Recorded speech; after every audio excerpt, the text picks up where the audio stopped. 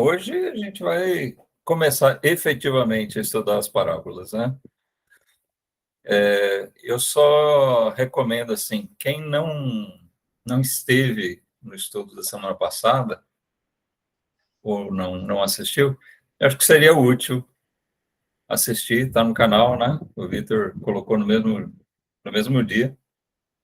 Foi, assim, uma introdução a respeito das parábolas, né? Mas hoje, então, a gente vai ver a primeira. Abram lá em Mateus 5.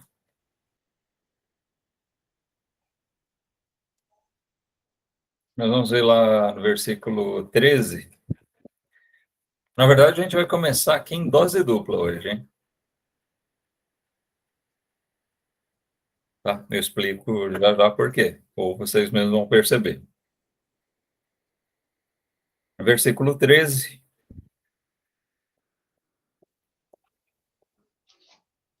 Jesus disse: Vós sois o sal da terra, e se o sal for insípido, com que se há de salgar?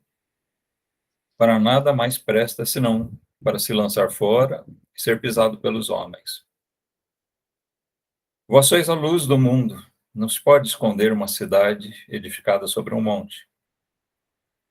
Nem se acende a candeia e se coloca debaixo do alqueire, mas no velador, e dá luz a todos que estão na casa. Então, aqui, irmãos, a gente tem essas duas parábolas que elas fazem parte do primeiro, da primeira parte do Sermão da Montanha, ou Sermão da Montanha ou do Monte, como queiram, né? A gente vê aqui, nessa parte, nessa primeira parte da parábola, melhor dizendo, nessa primeira parte do sermão, Jesus procurava, assim, definir como deve ser um crente, né? Como é um discípulo dele, como ele deve ser um verdadeiro discípulo. Então, é onde a gente vê,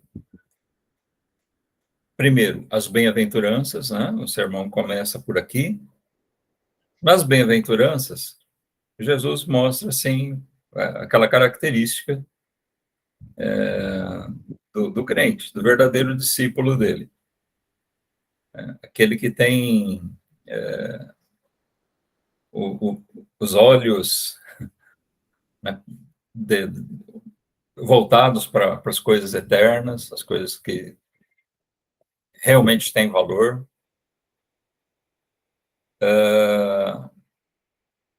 É o modo do crente ver, enxergar a vida, né?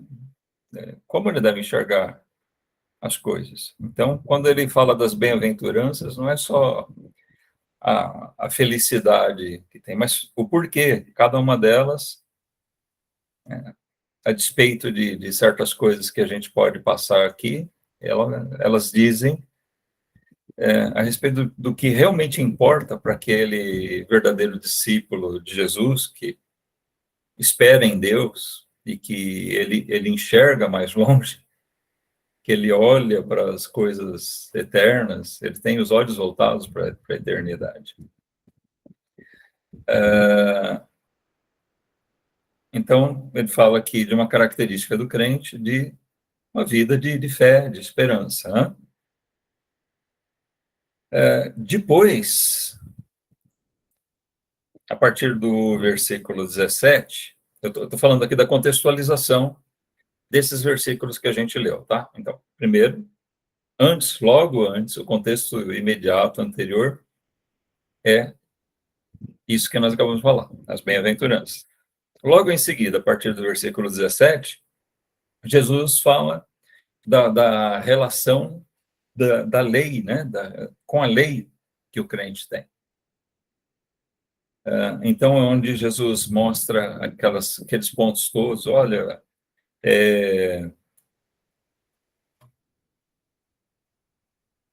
se ensinou isso. Vocês, na religião judaica, né, vocês aprenderam tal coisa, tal regra. Mas aí Jesus dá a interpretação mais profunda, porque aquela interpretação, aquele entendimento de quem realmente teme a Deus, não que está preso a seguir regrinhas da lei, né? Onde ele diz, eu não vim destruir a lei, eu vim cumprir.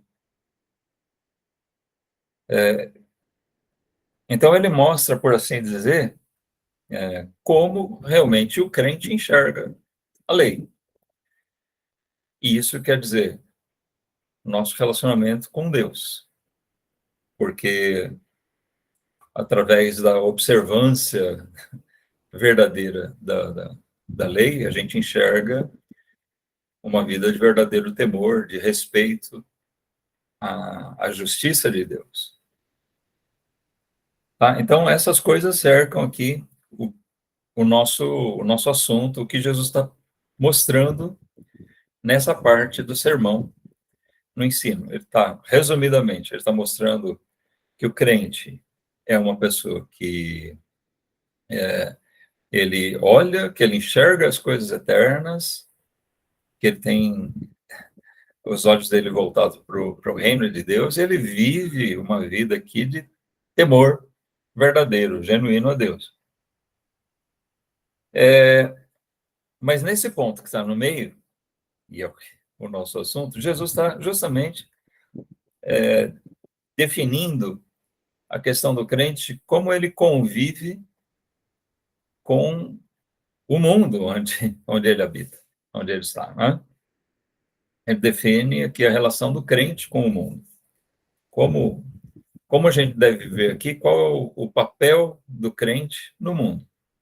Qual é o papel dos seus discípulos? Jesus estava mostrando justamente isso.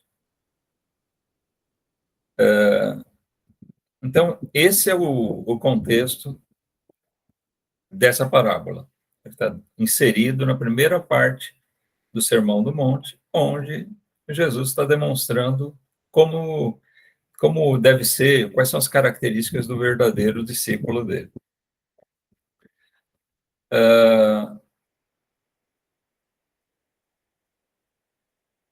Mas a gente pode observar uma coisa aqui. Eu estou falando da parábola, mas nós temos duas parábolas aqui, né?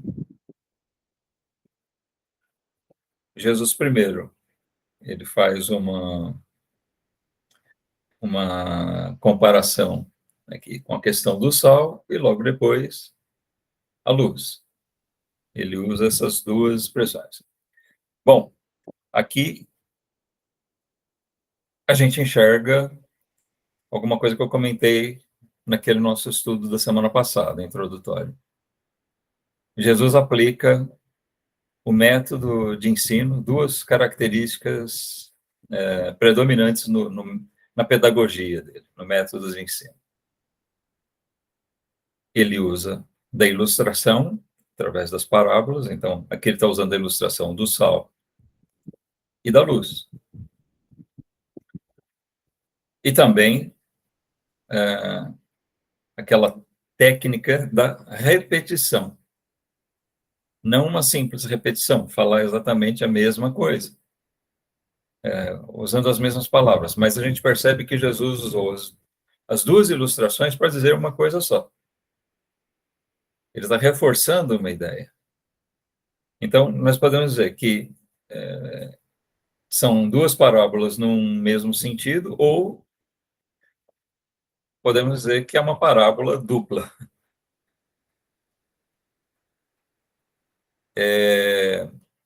Eu tenho um livro aqui sobre as parábolas, e eu estudei sobre o sal. E eu fui procurar no livro sobre a luz, e não tem.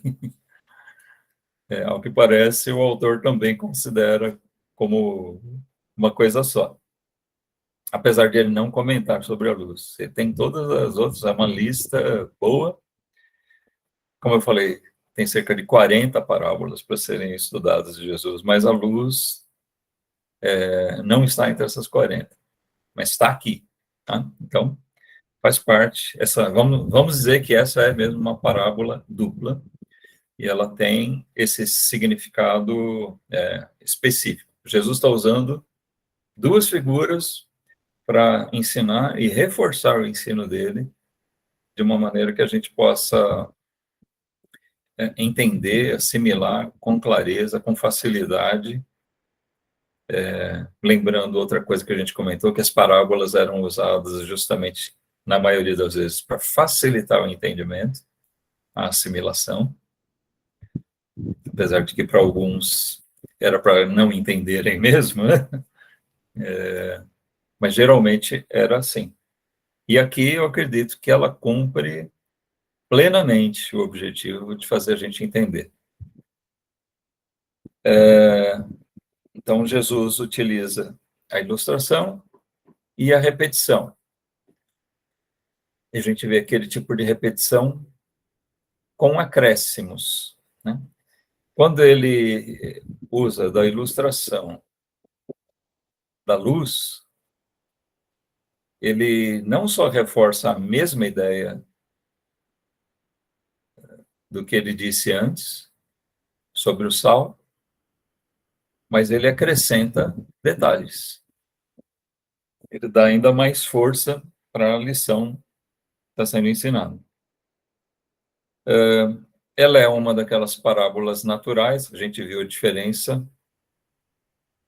É uma parábola natural, são aquelas que são baseadas em algum fato comum, faz parte do cotidiano, do dia a dia, aquelas coisinhas que eles estavam bem acostumados, né? Então, questões lá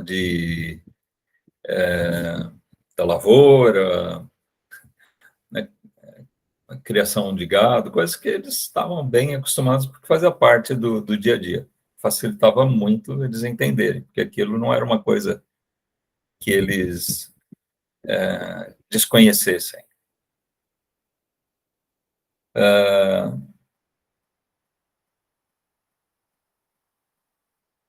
Se reforça também aqui o detalhe de que, apesar de, na segunda parte, no que diz respeito à luz, Jesus acrescentar alguns detalhes a mais, mas nós não devemos incorrer no erro de fazer dessa parábola uma alegoria.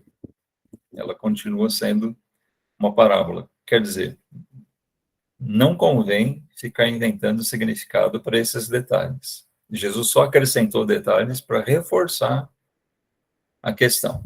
Tá? E nós vamos comentar um pouquinho sobre isso no final, vocês vão entender melhor o que eu quero dizer.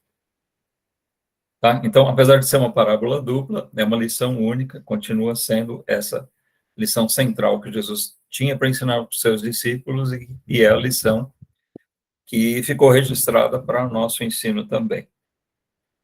Marcos e Lucas relatam essas mesmas parábolas, mas ao que parece em situações diferentes. Isso também eu comentei, se os irmãos lembrarem, Jesus usava uma mesma parábola em circunstâncias diferentes. Talvez algumas ele tenha dito uma única vez, não sei. Mas tem coisas que Jesus disse, proferiu em vários discursos, várias pregações, sermões dele, no ensino dos discípulos. Talvez em situação diferente. A gente pode observar um pouquinho disso aqui. Por exemplo, né, o nosso foco vai ser aqui, mas vamos dar uma olhadinha porque dá uma enriquecida no conteúdo. Apesar de Jesus ter utilizado essa mesma parábola numa situação, numa circunstância diferente, mas basicamente não difere muito o sentido dela também nessas ocasiões. Lá em Marcos, no capítulo 9, irmãos. Marcos 9, 50.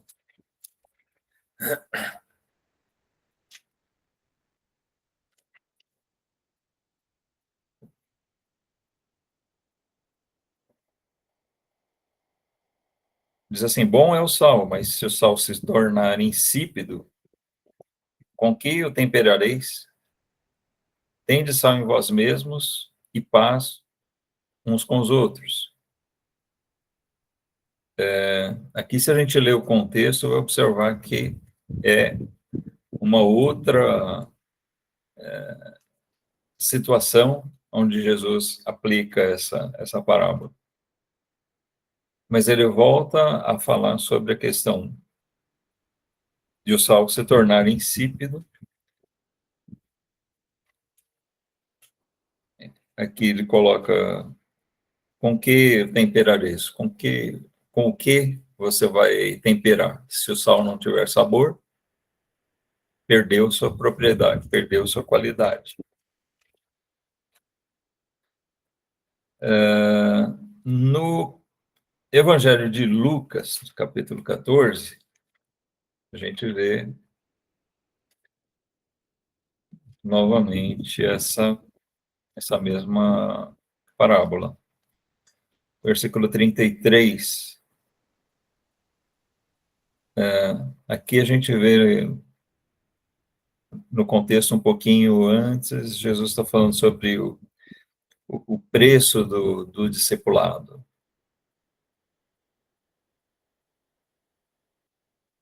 A questão de que, às vezes, nós temos que sacrificar, que deixar algumas coisas de lado.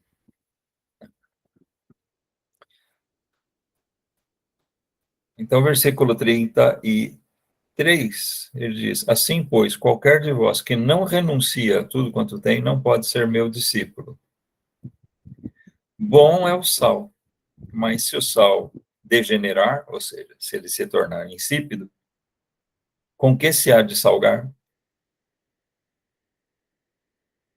Então, aqui salgar amplia o sentido, porque o sal tinha propriedades tanto para dar sabor, né, ou acentuar o sabor de um alimento, como a gente vê hoje, como também para preservar, né, o alimento.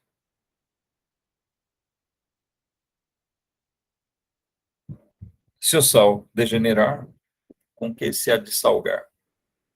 Bom, não vai servir nem para uma coisa nem para outra.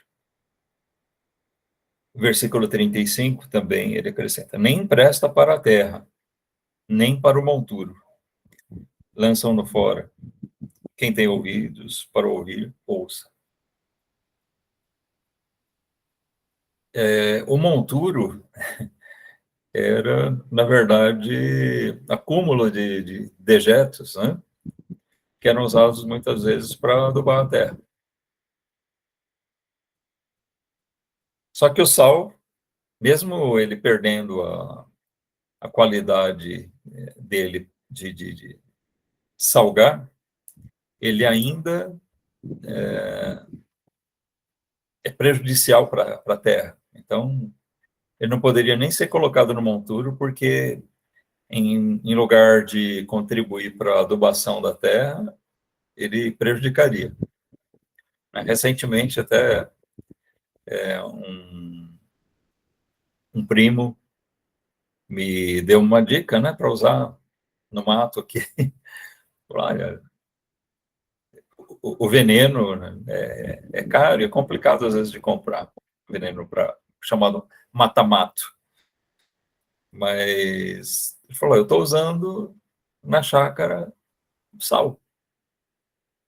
Ele coloca ali na bombinha sal com detergente, tem uma proporção que eu já não lembro mais quanto é, e diz que funciona muito bem. O sal funciona como um agente para danificar a terra, então onde você aplica, o mato não cresce. Então, quando eles pensavam em alguma coisa para adubar, né, o sal não podia nem ser colocado ali com esterco, com aquilo que ia ser usado para adubar a terra. É um lixo que se torna totalmente inútil, eles tinham que jogar em lugares onde as pessoas iam passar mesmo. Por isso ele diz lançam no fora, é para ser pisado pelos homens. Só num lugar onde realmente você não tem preocupação de cultivar nada. Se torna absolutamente inútil. Já a parábola da luz aparece só em Lucas capítulo 8, irmãos. Vamos dar uma olhadinha também aqui. Capítulo 8 de Lucas, um pouquinho atrás.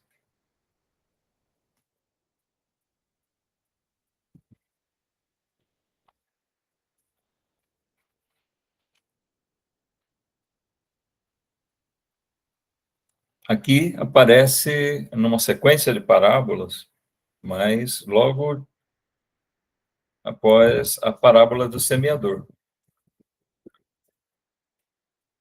Diz assim, versículo 16: E ninguém acendendo uma candeia a cobre com algum vaso ou a põe debaixo da cama, mas põe-na no velador, para que os que entram vejam a luz.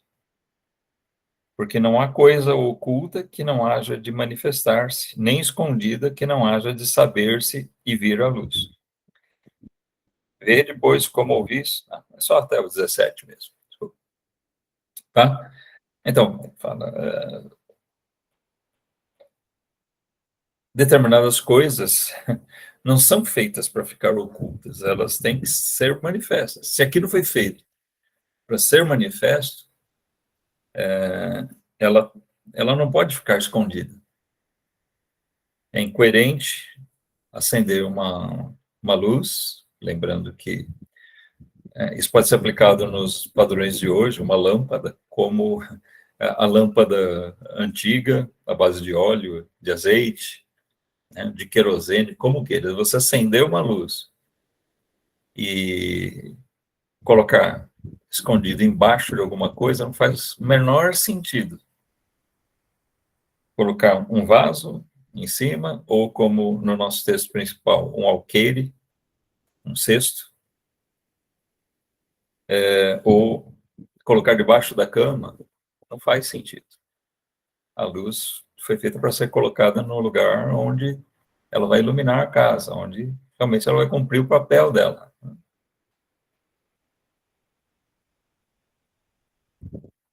Então, o centro da lição de Jesus, do ensino de Jesus com relação ao sal e a terra, é bem claro para a gente, não é novidade nenhuma que eu vou falar, mas é exatamente isso, o papel do crente deve ser exercido, deve ser cumprido. Ele tem que ser sal e exercer suas propriedades como sal da terra. Ele tem que ser luz e tem que cumprir seu papel como luz no mundo. Quando a gente observa o que Jesus ensinou aqui, né, voltando para Mateus, a gente pega alguns detalhes, dá para enxergar com muita clareza isso, e é um ensino que tem que ser levado muito a sério por nós. Né? O sal, ele tem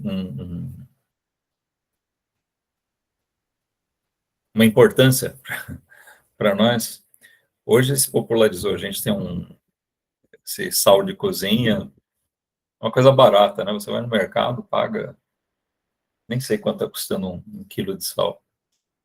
Mas é uma das coisas mais baratas que a gente consegue comprar no mercado. Mas isso era bem diferente naquele tempo. No tempo do Novo Testamento, particularmente, o sal ela era muito valorizado.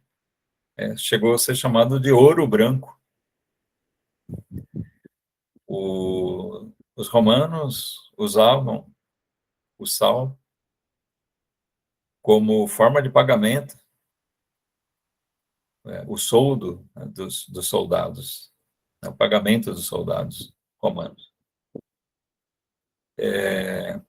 Dizem que daí vem salário, porque sal era usado e em latim era o salarium, e daí deu origem ao nosso salário. Apesar de a gente não receber o pagamento em sal, mas preservou o nome com essa origem, né? Mas naquela época era uma coisa que era muito valorizada. Por quê? Porque era muito útil. Então, podia ser aplicado em várias coisas e era usado como moeda de troca mesmo. Como não existia papel moeda, as moedas usadas, o dinheiro da época era em moedas, e isso não era tão comum, né? Não circulava com a mesma facilidade que hoje a gente tem moedinhas para todo lado, né? Tem gente que até esquece moedinhas na gaveta, no bolso. Não, naquela época, uma moeda era uma coisa muito valorizada, mas o sal era uma forma que muitos usavam, não era generalizado, mas muitos usavam como moeda de troca, porque um pouquinho de sal tinha um valor para, às vezes, trocar por outras coisas, comprar outras mercadorias, né? Comida mesmo, roupa, fazer determinados pagamentos, como o próprio Império Romano fazia, pagando aos soldados com isso. Só que tem um problema. O sal daquela época usado ali ele não era como o nosso, né? Já tem aquela química. Ele era um sal natural, fruto da desidratação, né? A evaporação da água era água do mar. Ali na região de Israel era usado muito, lógico, né? Não poderia ser diferente. Água do Mar Morto, que justamente é morto porque ele tem uma salinidade tão elevada que é impossível ter vida ali nele, né? Então, se usava muito a água do Mar Morto, ou Mar Salgado, é um dos nomes que são dados, né, que é dado para aquele mar, para aquele lago, na verdade, e então, com a evaporação da água, ficava as partículas de sal que era usado para tempero, para conservação de alimentos. Então, a gente vê esse valor que ele tinha. Só tinha um problema. Aquele tipo de sal, ele degenera com mais facilidade. É praticamente impossível, acho, esse sal de cozinha que a gente tem hoje aí, ele se tornar realmente sem sabor nenhum. Dependendo de onde tiver, se for um ambiente muito úmido, ele até absorve, né, a umidade.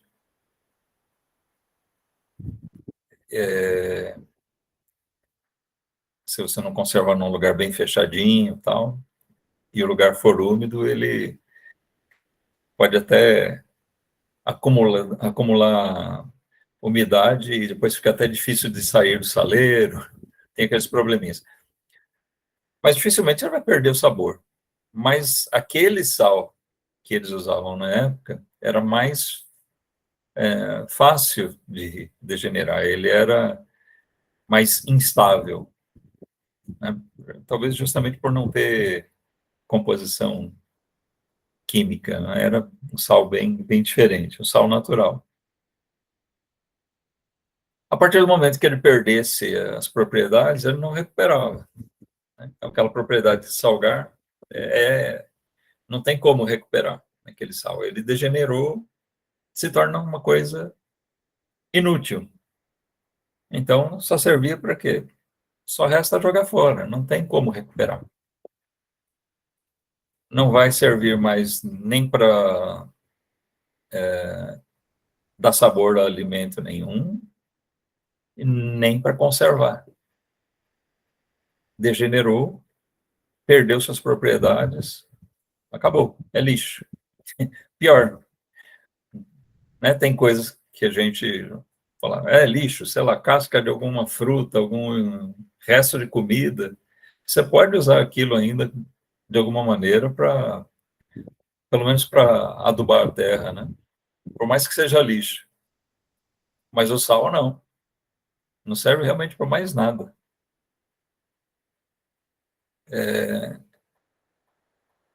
Vamos lembrar que Jesus está mostrando aqui o papel do crente. Se nós formos insípidos, se aquilo para que nós fomos colocados no mundo, né, nós fomos criados em Cristo Jesus para as boas obras e deixados aqui, colocados aqui por Deus para realmente glorificar o nome dele diante dos homens. Se nós não cumprirmos esse papel, nós somos como o sal degenerado, o sal insípido, não serve para nada. Nem, irmãos, não vamos ir além do que a parábola está dizendo, né? Cada caso teria que ser analisado, e talvez só com Deus, mas aqui não está se dizendo que alguém não seja salvo, tá? Jesus nem está colocando nesse aspecto. O que ele está afirmando é, se você se diz um crente, se você é um discípulo de Jesus, mas não cumpre o seu papel, né? Sendo um discípulo de Jesus, nós somos sal da terra. Mas se nós não salgarmos, para que nós servimos, então?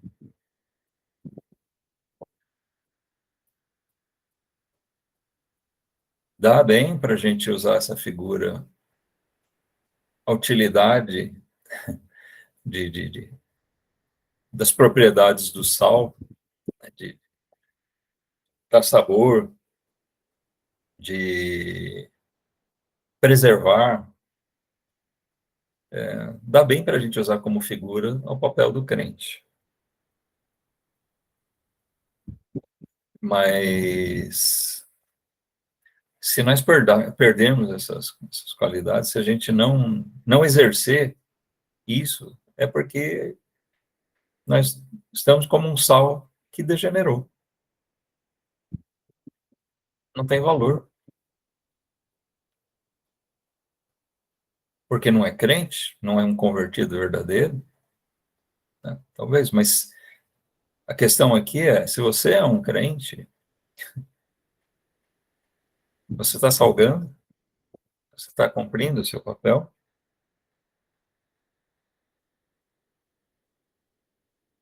Jesus compara o sal insípido a esse tipo de situação. Perdeu as propriedades, se torna inútil, sem valor algum. Aquilo, né, aquele sal que era tão valioso, tão precioso, de repente não vale nada. É inútil, não serve para mais nada. O crente, ele deve ser nesse mundo alguma coisa preciosa. Por mais simples que a gente seja, né, no cantinho onde a gente estiver, mas nosso papel aqui é importante no mundo. E Jesus, no final da parábola aqui, ele define bem essa questão. Se nós degenerarmos, nos tornamos totalmente inúteis e o nosso valor é nenhum. Para o mundo não serve para nada. Quando Jesus reforça essa ideia, falando sobre a luz, né, usando a segunda parte da parábola dupla, quando ele fala da luz, o sentido é exatamente o mesmo. Jesus está falando de alguma coisa que é cara aos homens.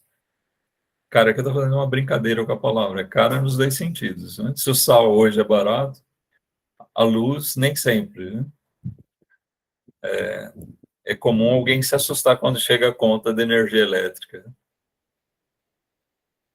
Mas eu quero dizer mais, assim, a luz sempre foi cara aos homens no sentido de ser querida, desejável, tanto pela utilidade dela, como pela beleza. Vamos dizer assim. As pessoas são atraídas, né, por coisas bem iluminadas, encantam as pessoas. A luz. Haja visto aí, as pessoas se encantam pelas as luzinhas de decoração de Natal, por exemplo. Luz sempre causa algum efeito atrativo para a gente, mas acima de tudo, uma coisa importante, muito útil. Agora, da mesma maneira, ele está dizendo, a luz também pode ser insípida, fazendo analogia com o sal. Quer dizer, se você tem a luz, mas você esconde a luz, está se tornando uma coisa inútil. Eu acender a luz e colocar embaixo de um cesto, de um, de um vaso, debaixo da cama, nem debaixo da mesa a gente coloca, né? Vai ser colocado num lugar onde ele vai cumprir a sua utilidade, de espalhar a luz, de iluminar o ambiente para as pessoas terem essa condição de enxergar.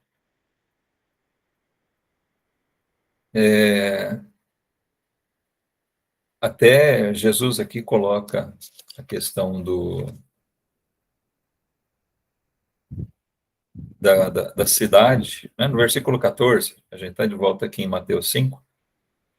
Primeiro ele diz, vós sois a luz do mundo, reforçando aquilo que ele tinha dito antes, vós sois o sal da terra. Mas vós sois a luz do mundo. Ele faz uma observação, não se pode esconder uma cidade edificada sobre um monte. Ou seja, aquela cidade foi, se ela quisesse, se alguém que construiu aquela cidade quisesse que ela permanecesse escondida, jamais faria ela em cima de um monte. Ela foi colocada lá, alguém pode dizer, não, é estrategicamente, segurança, mas quem fez aquela cidade, quem construiu aquela cidade naquele lugar alto, sabia que ela seria colocada lá para se tornar visível, uma referência, de onde você vê de longe, você vai enxergar aquela cidade. Não foi feita para ser escondida. Aqui Jesus está dizendo exatamente isso. A luz também não é para ficar escondida, e o crente muito menos para ficar escondido.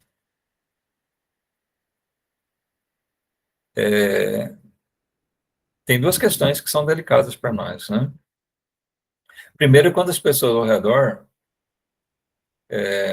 sabem que a gente é um crente e tem coisas ruins para dizer de nós, o chamado mau testemunho. Isso é péssimo. Mas também tem aquela questão de nós estarmos num ambiente e as pessoas ao redor não fazem a menor ideia nem de que nós somos crentes, cristãos, discípulos de Jesus. Tem muito crente que permanece em segredo. A gente não precisa botar um rótulo para se mostrar como um cristão, nem estampar na testa, tatuar na testa, né? Sou de Jesus. Não precisa nada parecido com isso. Nem camisetas chamativas, né? Nesse sentido. Não precisa. Nossa postura, nossa atitude, ela por si mesma tem que demonstrar nossa fala, nosso modo de ser, de agir, de falar, de pensar. Isso tem que denunciar que nós somos de Cristo. E isso mostra, né, faz com que a gente exerça o nosso papel de sal e de luz. A luz não foi feita para ficar escondida. E assim, a cidade construída sobre um monte não foi feita para ficar escondida. E o crente não foi colocado nesse mundo para ficar escondido também.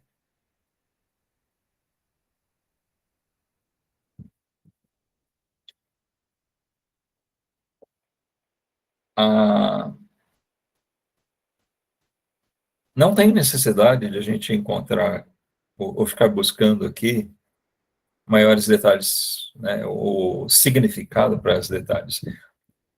Eu disse, aqui, a parábola do sal é bem mais simples. Aqui, quando ele fala sobre a luz, ele usa outros elementos, né? A gente observa, vós sois a luz do mundo.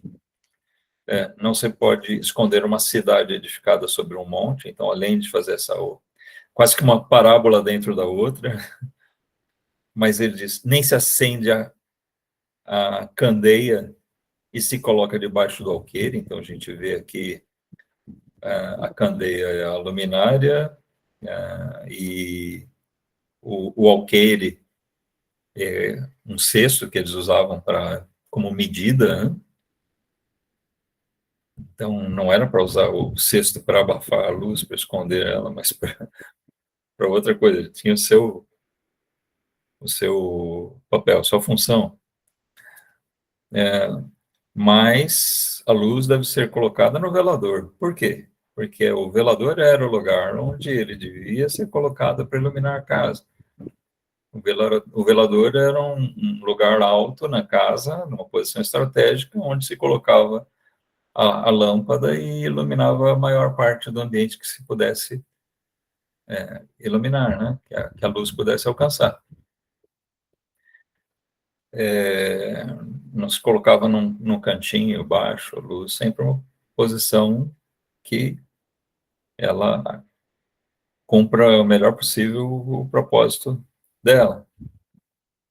Mas digo isso, irmãos, simplesmente Jesus está dizendo, está reforçando isso,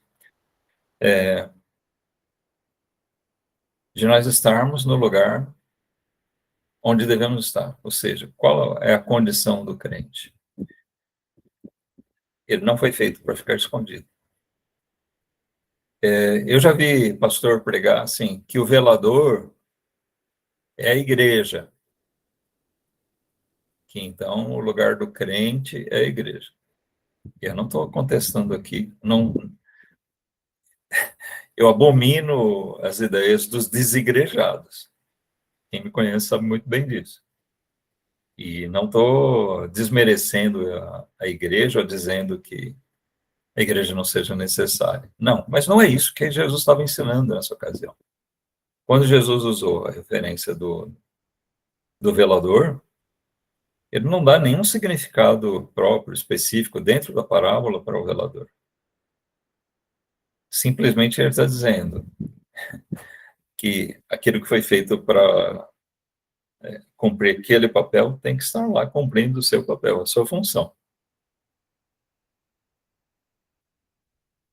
Então, nem o velador, nem o alqueire, a gente poderia dizer, porque alqueires são, sei lá, os nossos pecados, o alqueire é a internet, são as redes sociais que o crente esconde a luz dele, se ela começar a inventar qualquer bobagem, querer dar significados para isso. Não. Uma das coisas que a gente viu a respeito das parábolas é isso. Cada parábola tem um ensino objetivo, central, e aqui é bem claro o que Jesus queria ensinar. Né? Nós temos um ensinamento central, que para que o crente cumpra seu papel, a igreja é importante? Claro que é. Assim como nós poderíamos destacar outras coisas, mas não devemos dar essa interpretação como se fosse o significado da parábola. Nós podemos até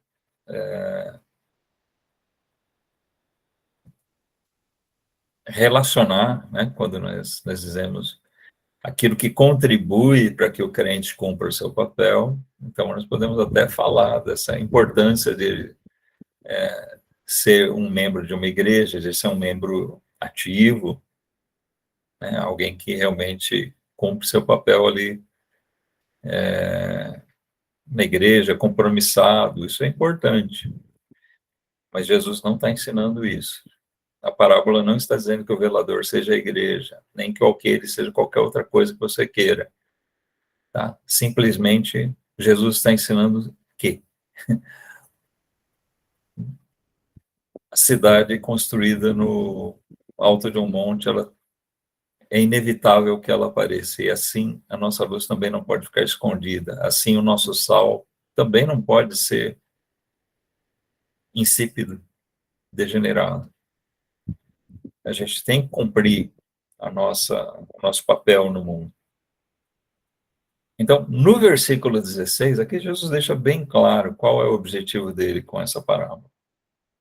Tá, eu disse no início, nessa parte do sermão, Jesus estava dizendo, estava mostrando para os discípulos como eles devem ser no mundo, no seu relacionamento com Deus, no seu relacionamento com o mundo, com as coisas eternas. Nessa parte que ele está falando sobre como nós nos relacionamos com o mundo, ele diz: vocês têm que ser o sal nesse mundo, vocês têm que ser a luz nesse mundo. Por quê? Versículo 16 deixa bem claro: assim resplandeça a vossa luz diante dos homens, para que vejam as vossas boas obras e glorifiquem ao vosso Pai que está nos céus. Então, isso é ser sal. Isso é ser luz. É, a gente está cumprindo o nosso papel aqui nesse mundo. Nós não fomos chamados para ficar enclausurados num monastério. Né? Alguns segmentos do cristianismo aí, num certo momento, criaram a ideia de que alguém ficar enclausurado, ele ficaria ali em meditação e oração constantemente, ele se torna uma pessoa mais santa. Mas que adianta você ter uma pessoa trancafiada em casa, num castelo, num monastério, num templo, e ele não exercer um papel nesse mundo?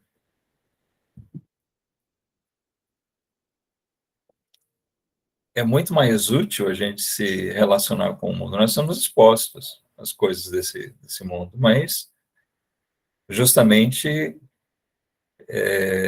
a gente tem que cuidar para não se deixar levar pelo pecado, né? E justamente cumprindo o nosso papel de mostrar Cristo, né? De demonstrar nesse mundo a importância de ter uma vida de temor a Deus, a beleza disso. Quer gostem, quer não gostem, quer eles acolham aquilo que a gente tem para dizer ou não, mas esse é o nosso papel.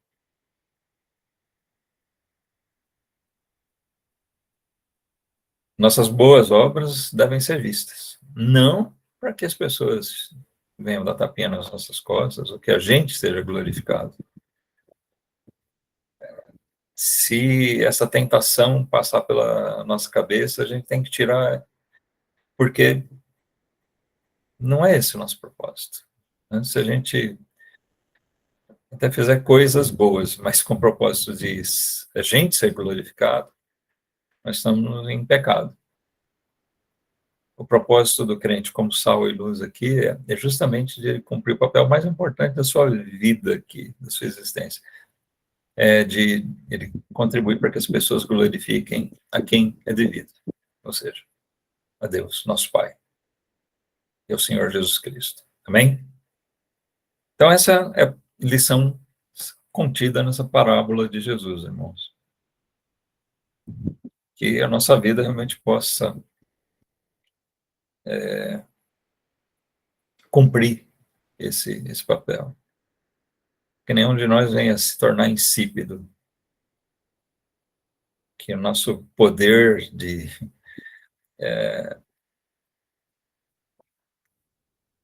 glorificar a Deus, de levar outras pessoas a glorificarem Ele, não degenere. que a gente possa estar no lugar certo, que a gente possa cumprir a nossa função. Aí para iluminar, né, refletindo a luz verdadeira que é Cristo. É interessante, né, que ele mesmo que disse, num determinado contexto, eu sou a luz do mundo, mas aqui ele diz, vocês são a luz do mundo. Nós não somos iguais a Cristo, nós estamos aqui para refletir a luz dele.